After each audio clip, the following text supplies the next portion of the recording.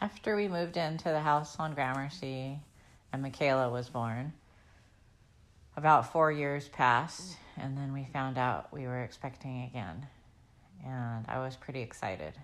I missed having babies, and I really had always felt like there was another child coming. And sometimes I would even be at the park and count, and some reason I was always trying to count 5, but I only needed to count 4. I had never hoped for a boy or a girl before. I was just always thankful to be adding another blessing to our family. But this time, for some reason, I secretly hoped for a girl. And my hopes were answered. And we had our beautiful little Meg. I went into labor at home and stayed at home for a while. And then all of your brothers and sisters went somewhere, I think to Auntie Kim's house. And we went into the hospital, and a few people came to the birth. Auntie Kim was there, and Nani and Dad.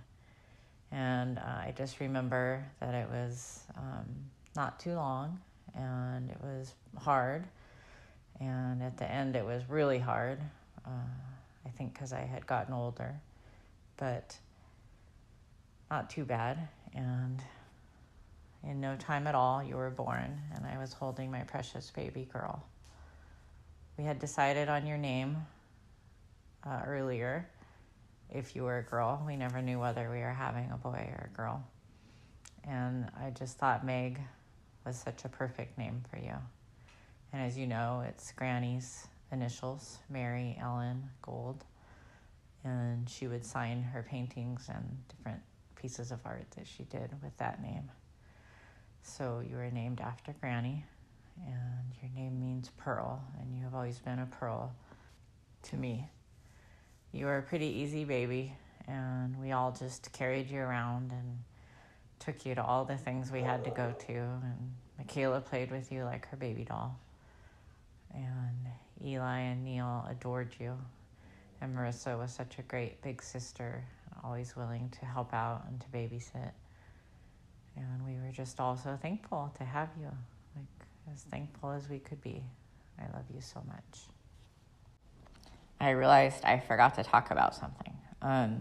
When I was 8 months pregnant with Meg, we went to the ILWU Bloody Thursday picnic in Long Beach, and I wasn't feeling well, and I started just having these terrible pains, and Dad was wondering if I was in labor, and I said, no, that's not what it is. And I laid down in the back of the Suburban, and we got to the picnic and sat down, and everybody was so excited. There was all these jumpies and hot dogs, and everything was free, and we were just ready to have a great day. And I just said, I'm sorry, we have to leave. And so we got in the back of the car, and we got back in the car, and I remember driving back to Torrance, and we got off the freeway and stopped at Taco Bell for some food because everyone was hungry. And I just said, I got to go to the hospital. And I don't remember how we got there, but Dad and I went to the hospital, and I was in terrible pain, and they thought I was in labor.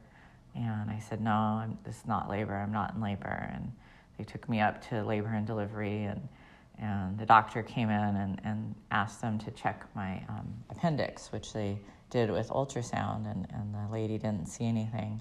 And then the doctor came back and said, you know what, check her from back here, because I was so far pregnant that they weren't used to checking people for their appendix. And she said, oh, wait, yeah, I do see something. They looked from my back instead of from the front. And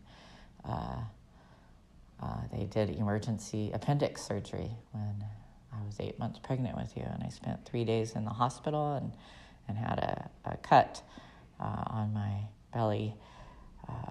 And it was funny because you were positioned in a way inside of me that your feet hit the cut, and you would kick and hit the cut. So I would have to like hold the cut with my hand to keep it tight. And everybody was hoping that I would stay pregnant one more month so that cut could heal up, and I did, and thankfully. everything went smoothly. And as I said before, we were soon holding our beautiful little baby girl. Okay, love you tons.